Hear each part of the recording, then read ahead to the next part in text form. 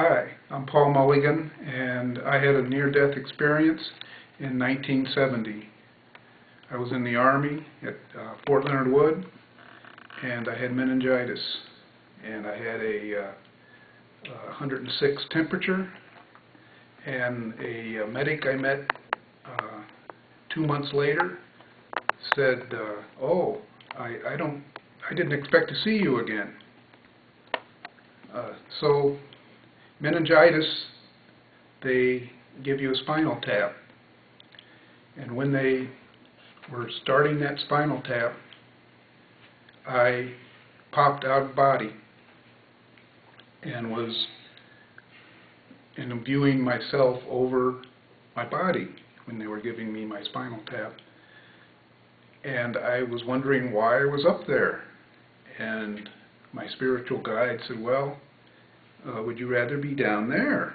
Since I was in advanced stages of meningitis, it would have been very painful to have the spinal tap.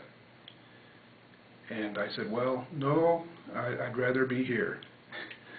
At that point, my spiritual guide said, "Let's go to the light." And I said, "No, I want to stay here for my wife." So once again, "Do you want to go?" I said, "No, no." He says, "Well, okay, we'll have to go this way." So we went through a void, and at some point I said, "Where are we going?" He says, "No, we have to go through here."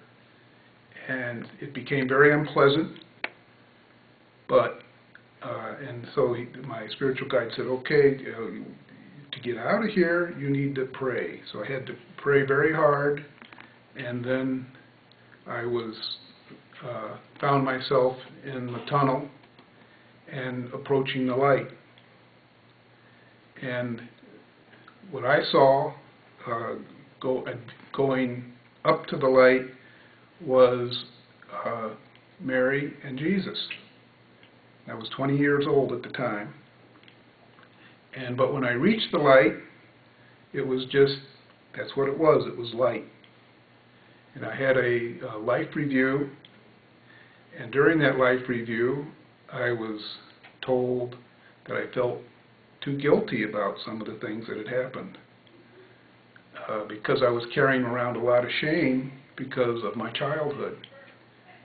So I said, "Well, what had happened?" And because I didn't have a memory of what had happened at that point.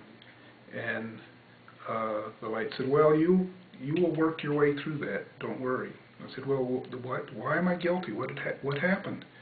And the light said, "Well, you'll work your way through that." And while I was in the light, I was being healed. And then I was in a dark, velvety, purpley light taken there.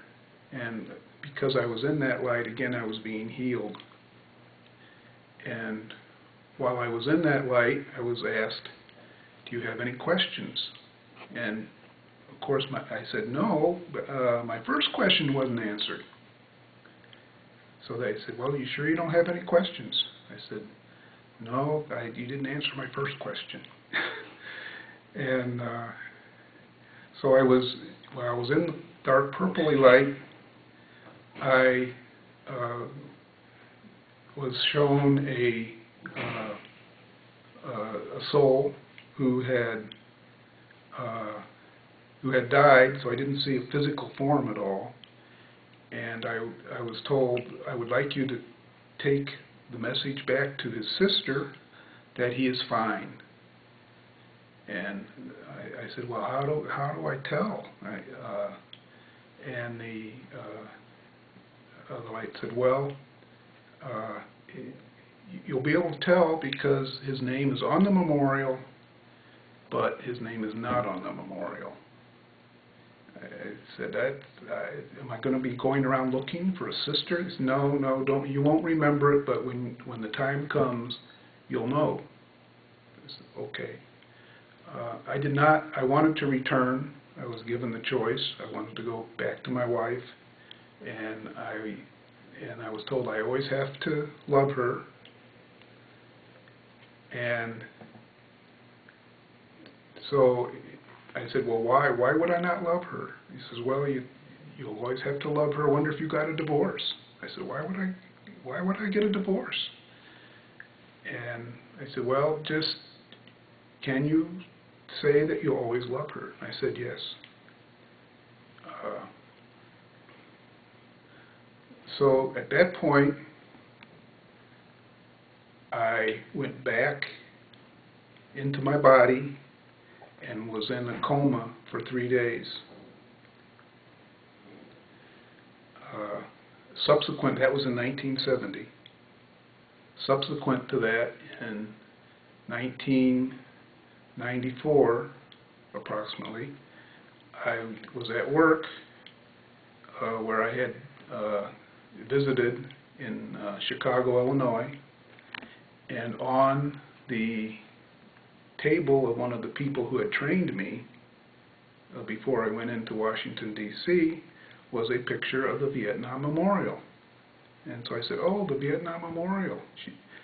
And the lady said, well, no, not really. This is the Illinois model of the Vietnam Memorial. And my brother is on it, but on the actual, because he was killed in Laos, but on the actual Vietnam Memorial, his name is not on it. And at that point, I said, well, uh-oh. So on the next trip out to Chicago, I talked to this lady who was very spiritual, and her reaction was, I've always wanted to know if he was okay. And so I completed my purpose at that point in time. So my message to you is, there is a higher power. The higher power is loving, and death is nothing to be feared.